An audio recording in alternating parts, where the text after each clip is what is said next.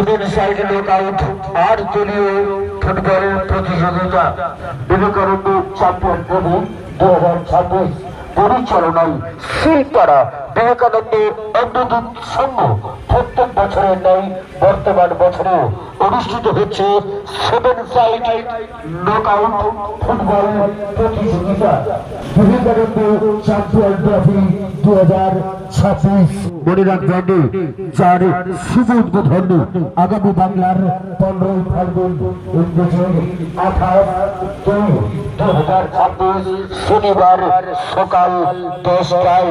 মনে রাখবেন এই টুর্নামেন্টের প্রথম পুরস্কার সদস্য ট্রফি সহ 1,01,000 টাকা এবং দ্বিতীয় পুরস্কার সদস্য ট্রফি সহ 70,000 টাকা।